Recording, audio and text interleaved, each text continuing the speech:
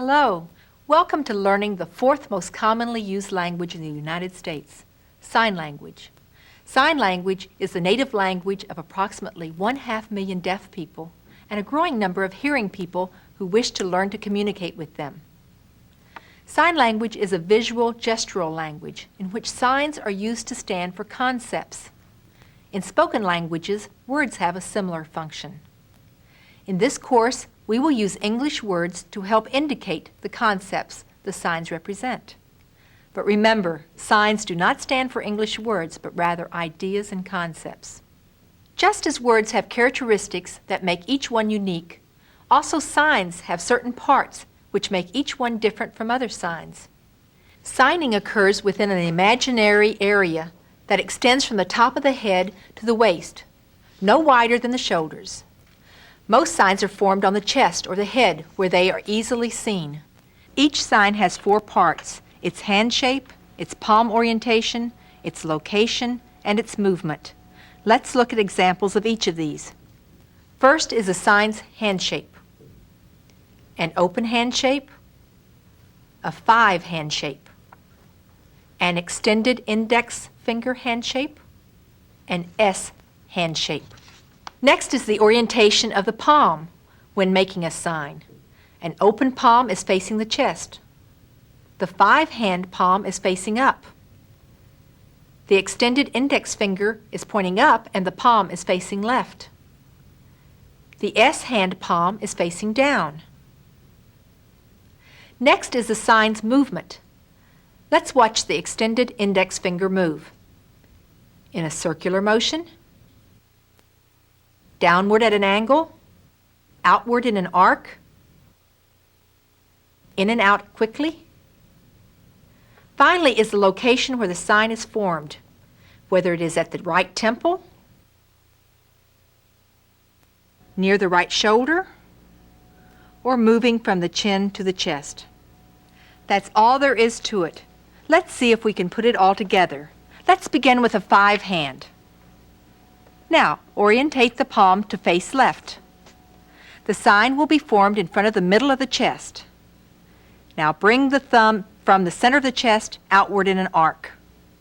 That's fine. That's a sign for fine. Now be careful now. Just by changing one part of the sign, a whole different concept is communicated. For example, change the palm orientation and the sign becomes mine. Change the location and the sign becomes mother. Change the movement and the sign becomes superfine. Before we begin signing conversations, it's important to know the role of fingerspelling in sign language. Fingerspelling is the spelling out of the words one letter at a time using the manual alphabet. The manual alphabet has a distinct hand shape for each of the 26 letters of the alphabet. Let's learn the manual alphabet. You will notice that the hand shapes often resemble the letter it represents. A, B, C, D, E, F, G, H, I, J, K, L, M, N, O, P, Q, R, S, T, U, V, W, X, Y, Z. Now it is your turn to try it.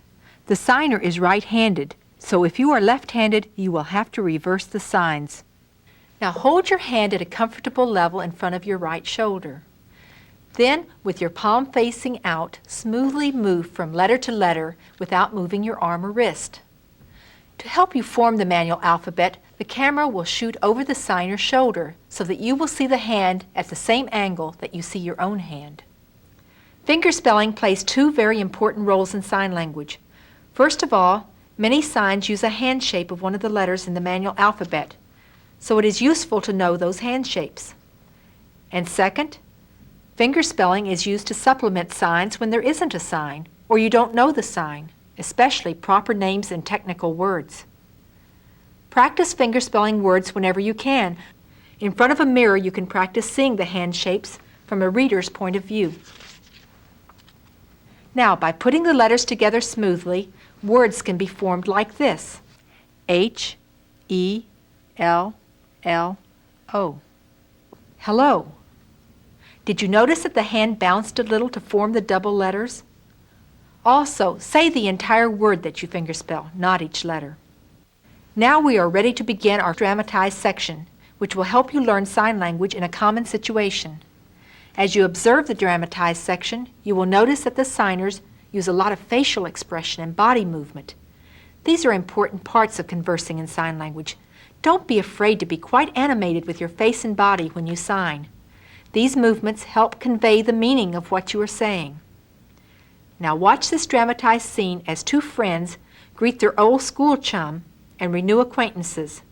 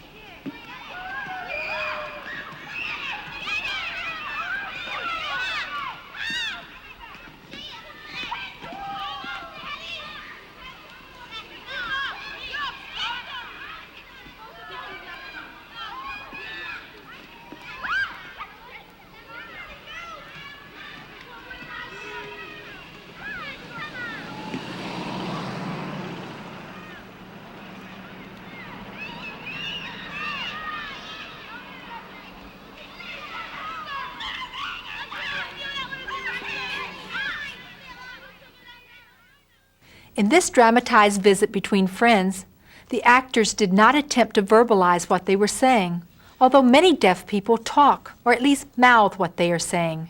Here the voices were not used to help you concentrate on the signs.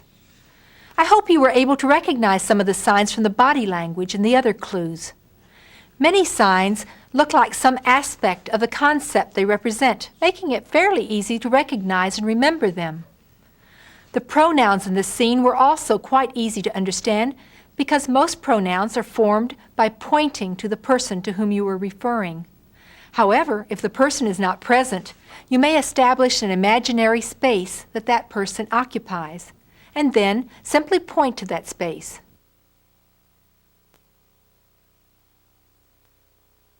First, she says she has a daughter, and she establishes an imaginary location for her on her right side so she can point to that location for the pronouns she and her.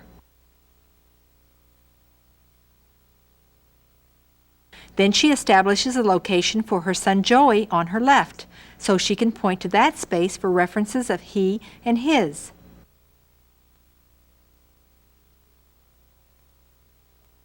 Then, when she wants to say they, she can point to both locations. Now let's review pronouns. For first-person pronouns, use your extended index finger to point.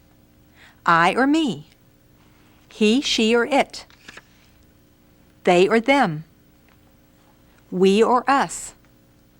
You. Now for possessive pronouns, they are made with open palm facing the person you're talking about. My or mine. His, her, hers, or its. Their or theirs. Our or ours. Your or yours. Finally, we have reflexive pronouns which use the extended A thumb toward the person. Myself, himself, herself, or itself. Themselves, ourselves, yourself. In sign language, many of the signs that refer to males are made at the upper part of the head. Many of the signs referring to females are made at the lower cheek or chin. Watch these pairs of related signs and notice where they are formed on the head. As they are being made, I will give you some clues to help you remember them. Boy, the boy seems to be tipping his cap. Girl, the thumb follows the bonnet strings of early pioneers. Man, the man moves from the male position to the ruffles on the old-time shirts. Woman, the sign is made of girl plus touching the ruffles on her dress. Son, the sign is made of boy plus baby. Daughter, the sign shows a girl baby. Father, mother. Grandfather, the sign shows a father who is a generation away. Grandmother has a similar formation. Husband, man plus Mary. Wife, woman plus Mary. Brother, boy plus same, meaning a boy in the same family. Sister, girl plus same. Do you have the idea? Before we review the dramatized section again, let's look at some of the questions the actors asked. When asking a question, your face should show a quizzical look. The question is then followed by a question mark drawn in the air, similar to this. Who are you? Why are you here? What do you want? How old are you? Where do you live? When are you going home? Do you like to sign? Very good. You have now finished the first section of your sign language course. And now you will see again a slightly slower version of the dramatized scene you saw earlier. This time you will find captions which give you the English translation of what is being said. Try to understand the signs without looking at the captions. They are there as an aid in case you miss something. Good luck.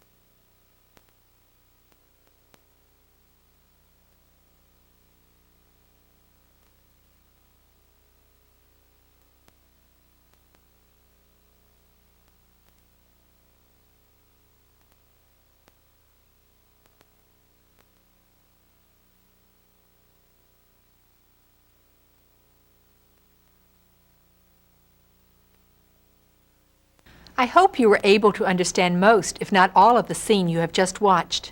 If so, you should now go back to and watch the first presentation of the scene at a normal, signing, conversational speed. If you had any trouble understanding the scene just presented, review the sections that show the signs which gave you trouble.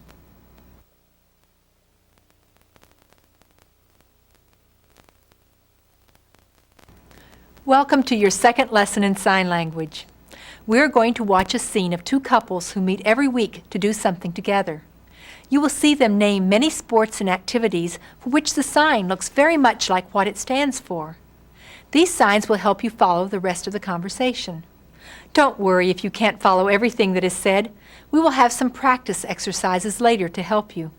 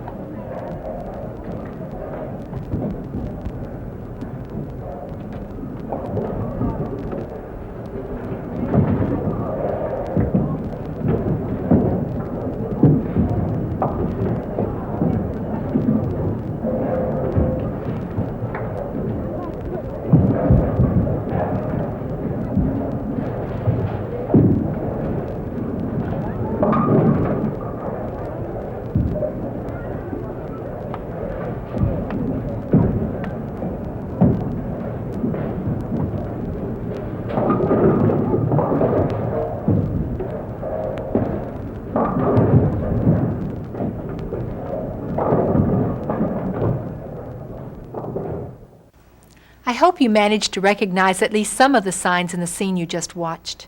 Did you understand these signs related to sports? Football, bowling, exercise, baseball, movies, theater, dancing, fishing, play cards. Here are some other sport-related signs you might like to learn. Roller skating, pool, hunting, bicycle riding. The signers in the scene used many signs that referred to location or direction. These signs can best be remembered by looking at them in pairs because of their opposite movements. Let's look at some of these pairs. In, out, to, from, up, down, above, below, near, far, ahead, behind, inside, outside. Now let's learn the days of the week. The signs used for the days are referred to as initialized signs because most of the signs have the hand shape of the first letter of the English word. For example, Monday is formed with an M hand shape. Tuesday has a T hand shape. Wednesday, a W hand shape. For Thursday, quickly flick out TH. Friday has an F hand shape. Saturday, an S hand shape. Sunday is made with both open hands moving in a circular motion outward in front of the chest. The signs for the days of the week, except for Sunday, can be made with the palm either facing in toward the chest or out. Monday, Monday. To learn the different periods of the day, pretend your left arm is the horizon and hold it in front of you. Your right hand then will become the sun, moving over the horizon.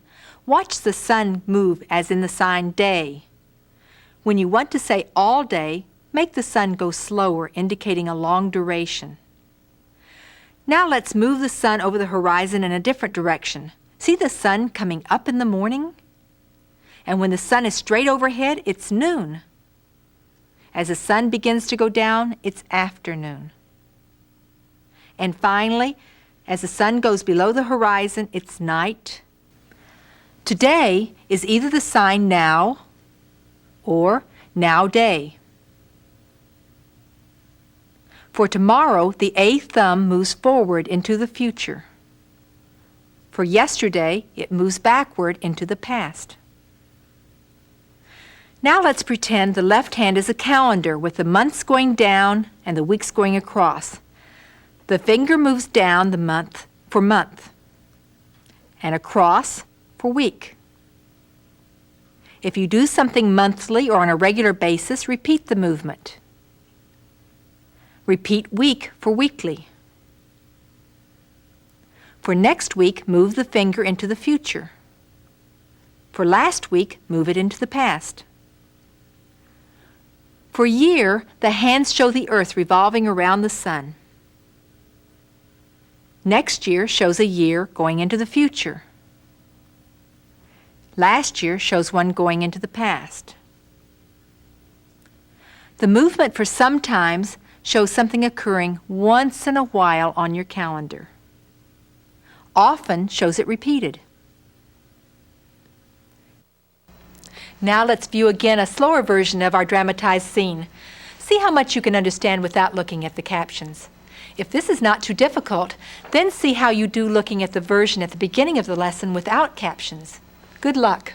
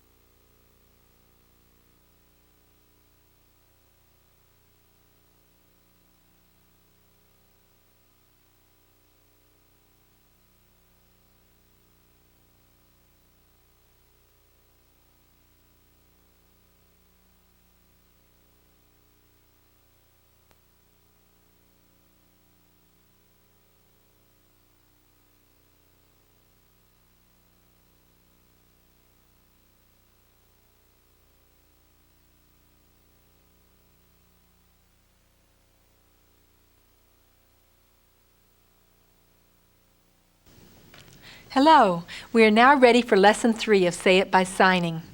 In this lesson you will learn signs for many foods and containers.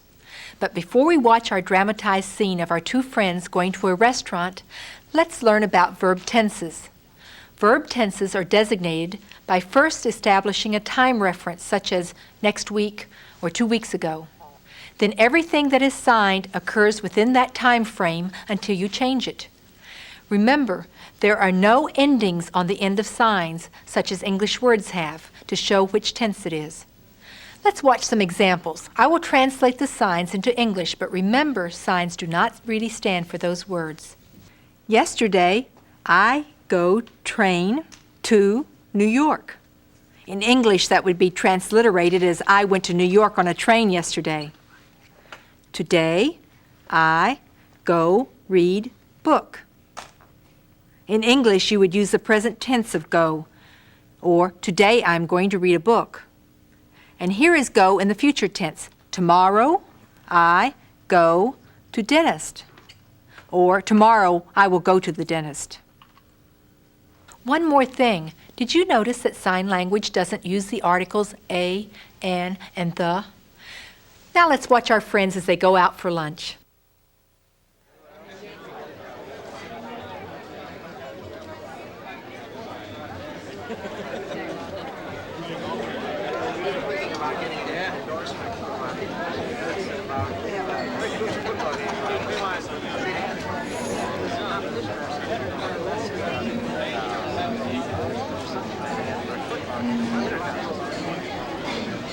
I was thinking about that.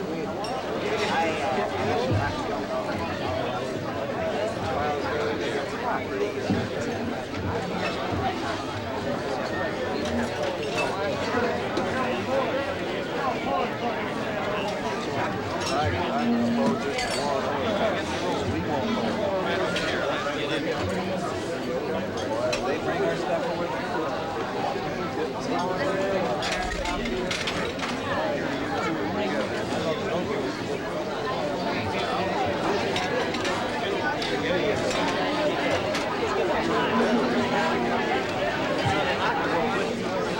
I've got mine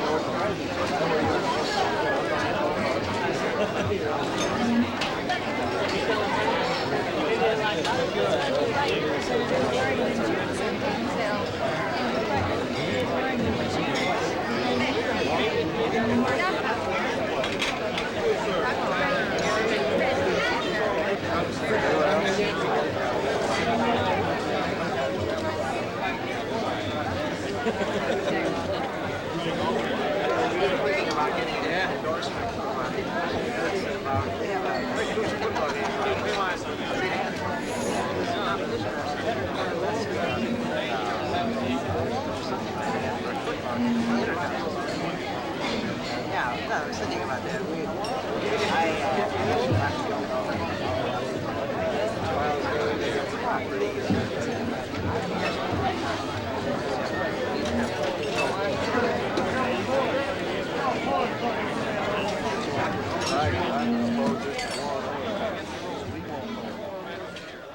How did you do? Did you understand much of the conversation? Let's take another look at how verb tenses were shown in one part of the scene you just saw. Let's go back to the man asking his friend if she's been there before. She immediately establishes a time frame for the verbs to follow.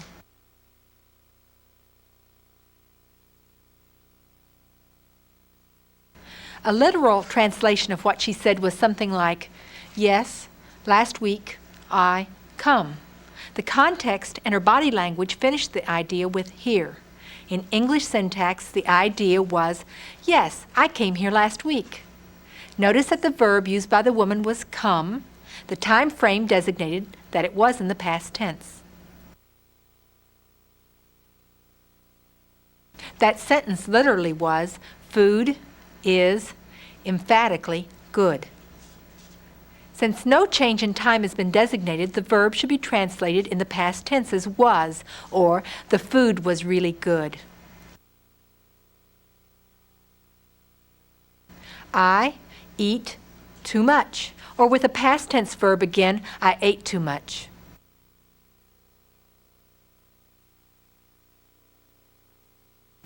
Now we have a new time designation, later, but we're still not up to the present time, so the verb is still in the past tense. Later, I didn't feel well.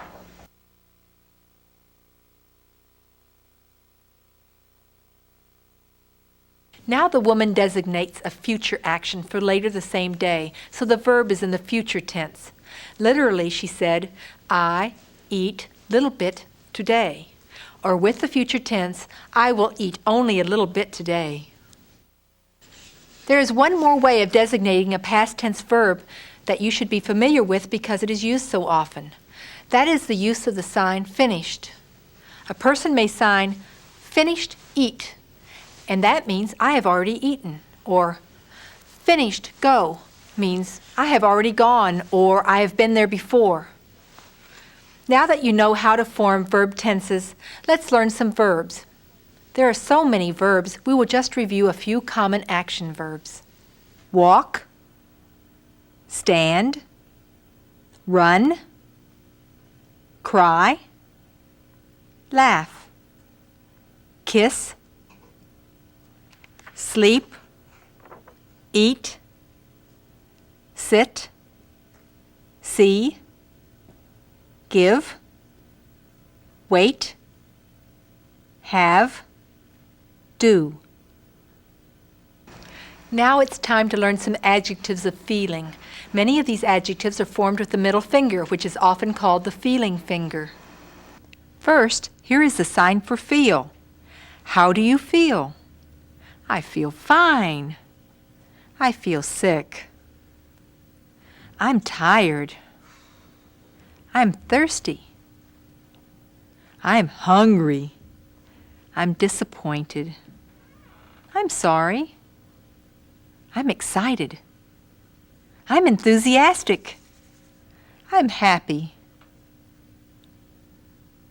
Did you see how important body language was to communicating those adjectives? Body and facial movements are very important. Be sure to practice signing with a lot of expression and movement in your face and body.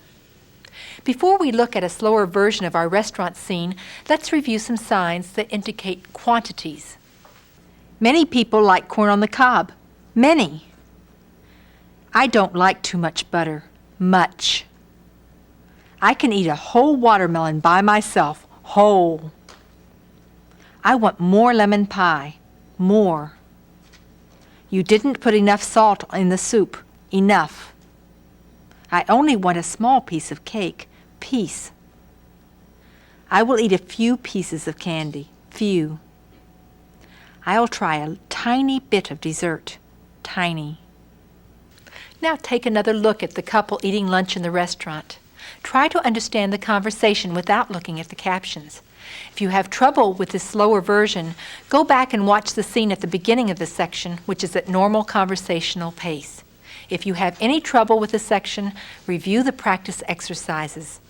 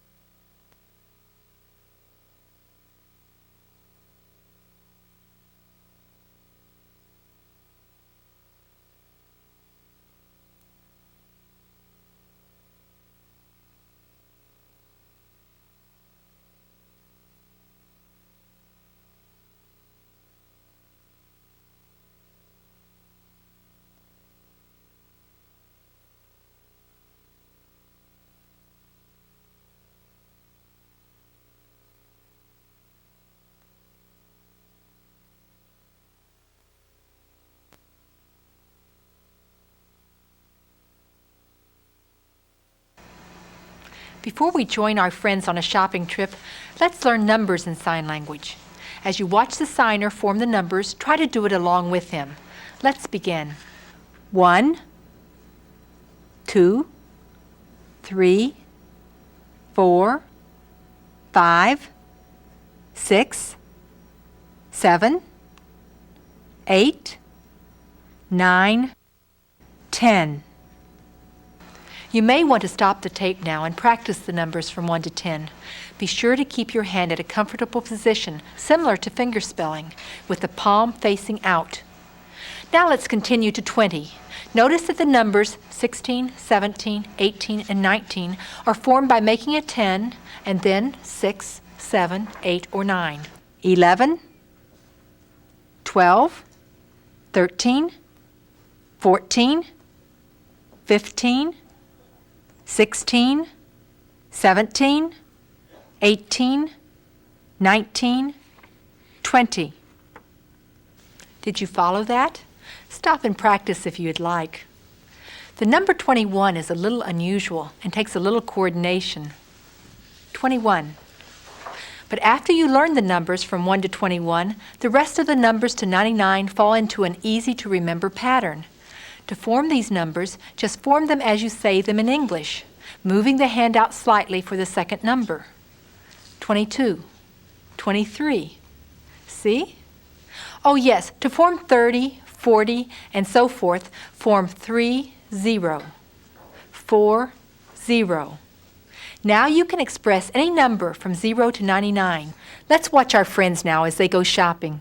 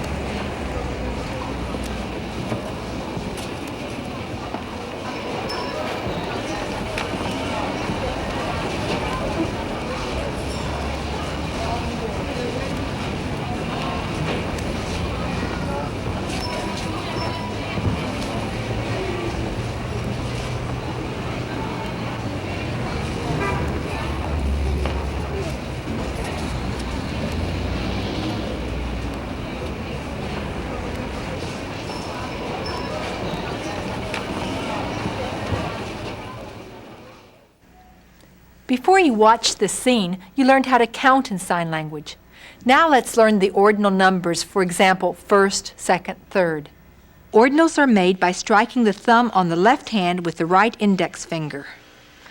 First, the shoes are on the first floor. Men's clothes are on the second floor. I came in 4th place. Another way of forming ordinals is by twisting the wrist like this. I want to be first. Who is second? That apple is my third. You're last. The scene you just saw also talked about money. Let's first learn the signs for different coins and then how to express larger amounts of money. First, here's the sign for money. Money. Penny or cents. Nickel or 5 cents. Dime or 10 cents. Quarter or 25 cents. For different cents amount, sign them the way you say them. 65 cents. 22 cents. This is a sign for dollar. Dollar. For even dollar amounts up to $11, sign the number and twist the palm sharply. $5. $2. For even dollar amounts over $11, sign the numeral, then sign dollar like this. $15. $42. For all other dollar amounts, just sign them the way you say them. $13.52. In the last lesson, you learned many adjectives that express feeling. Now we will look at other adjectives. First, let's review colors. Most of them are initialized. That is, their hand shape is the first letter of the English word. Color. Red, blue, yellow, green, purple, orange, black, white, pink, brown, tan. Those were quite easy to learn. Other adjectives are better presented in pairs because many of them are formed with opposite movements. Large, small, tall, short, long, short, wide, narrow, easy, difficult, soft, hard, dark, light, same, different, quiet, noisy, pretty, ugly, cold, hot, old, new. There are so many more adjectives, but these are basic ones that will get you started. It's time now to repeat a slower version of the scene in the department store you saw earlier. Try not to depend on the captions. You have enough information now to follow most conversations in sign language. Be sure to include facial expression as part of the clue as to what is being said. If you can follow this version easily, go back to the original version at a normal conversational rate.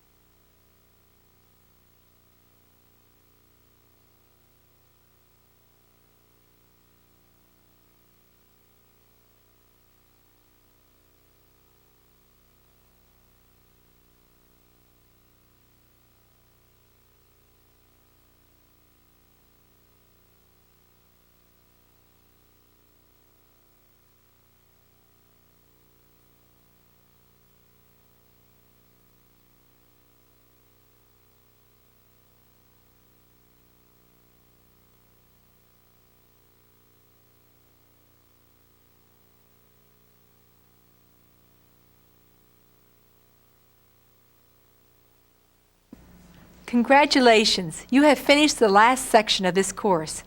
Now you must practice and use your skills whenever possible. Don't be afraid to approach a deaf person and try out your new signs. You will find that deaf people are patient and helpful. They are generally pleased that you have taken the time to learn their special and beautiful language.